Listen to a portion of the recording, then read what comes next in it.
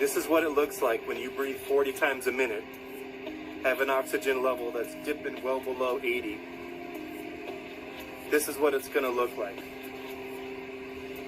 I hope that the last moments of your life don't look like this. Because this is what you'll see at the end of your life if we don't start wearing masks when we're out in public. When we don't practice social distancing. When we don't wash our hands frequently. Because I promise you, this will be what you see. I promise you, this is what your mother or your father or your children, when they get COVID disease, will see at the end of their life. This is serious. I beg you, please practice the precautions to reduce transmission of COVID disease so that we can effectively prevent disease for you and your loved ones. 40 over the past 24 hours. That is more than 900 cases, an increase of more than 900 cases than we saw yesterday. The number of new deaths also sadly up from yesterday. 45 more Michiganders have now lost their lives to COVID over this past day. And at a briefing late this afternoon, the governor made it clear the numbers are headed in the wrong direction and quickly, and the time for us to take action is now. She stopped just short of issuing any new restrictions. Our Mara McDonald joins us live. Mara, the governor says only the people in your household should be at your table for Thanksgiving. She really addressed that off the top, Kimberly, because Thanksgiving is, upon us in like 2 weeks. And she said this: Thanksgiving not just should look different this year, it has to look different this year. And what that means is that if this person does not live in your home with you right now, they should not be allowed in your home for Thanksgiving. Let me take you through the rest of it. Our case numbers are skyrocketing here in Michigan. The curve that we had flattened, right now, this curve is a straight line and it is straight up. But the governor stopped short of instituting any further restrictions and no mention of lockdown. When asked about why not announce a lockdown today, here was the answer. I am recognizing that we have got work to do to make sure that the actions we take are really aimed at bringing the spread down. I know people are tired of living like this, but we really have to double down. This pandemic will eventually end, and we have to do what it takes to avoid as many infections and deaths as possible.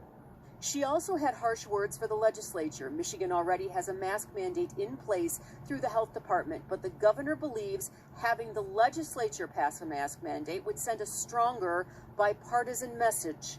I have been asking members of the legislature for some thoughtful partnership here to bring our numbers down.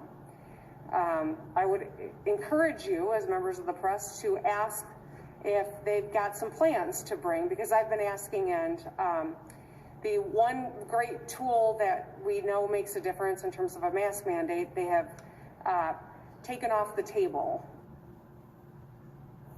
Back here live, one of the other things the governor hit on this afternoon was this: just because you can do something really doesn't mean that you should. And she was using that in reference to shopping trips. For example, choose a designated shopping person in your house and have that person be the one who does all the marketing trips, etc. It's really clear from the comments today that the state is very worried about these cases. They're very worried about community spread. And Devin, Kimberly, I would not be surprised if we saw further restrictions, and soon. We're live downtown tonight. I'm Mara McDonald. Take you now to Lansing, Michigan, where Governor Gretchen Whitmer is being joined by health officials to discuss their state's recent surge in coronavirus cases. Let's hear what they have to say. This wave, if we all do our part. A leading model shows that if we don't take aggressive action right now, we could soon see 1,000 deaths per week here in Michigan.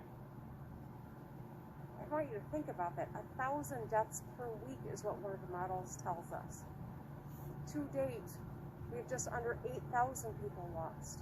That could be 1,000 a week we could be adding to that.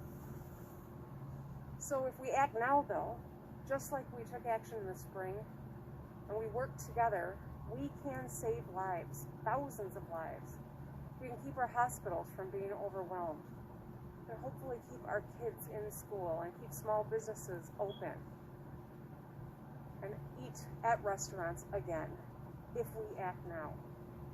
We beat this last time by listening to our public health experts, and we can beat this again.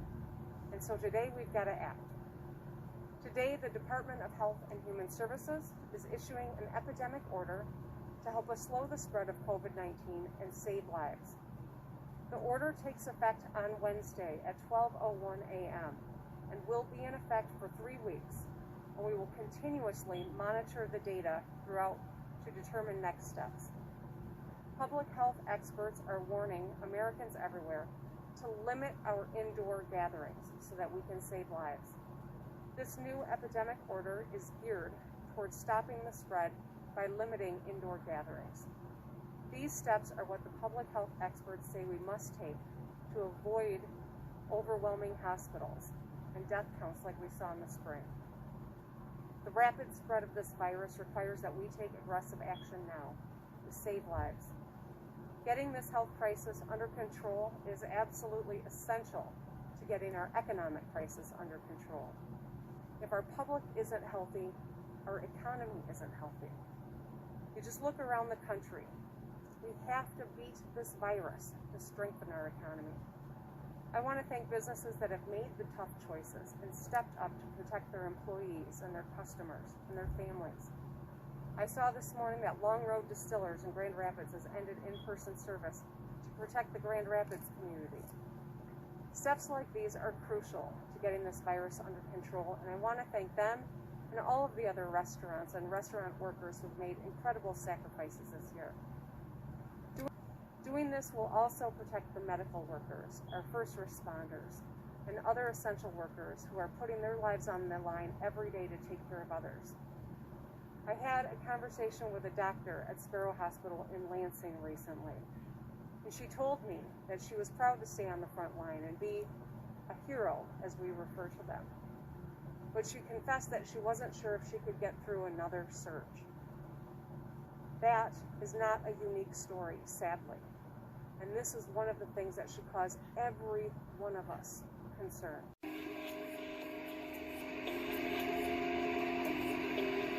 This is what it looks like when you breathe 40 times a minute, have an oxygen level that's dipping well below 80. This is what it's going to look like.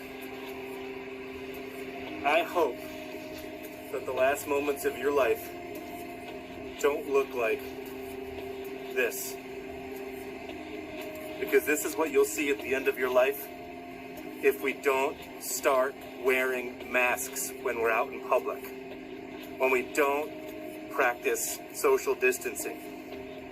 When we don't wash our hands frequently. Because I promise you, this will be what you see.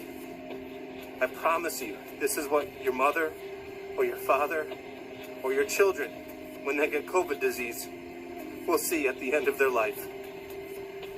This is serious. I beg you, please practice the precautions to reduce transmission of COVID disease so that we can effectively prevent disease for you and your loved ones.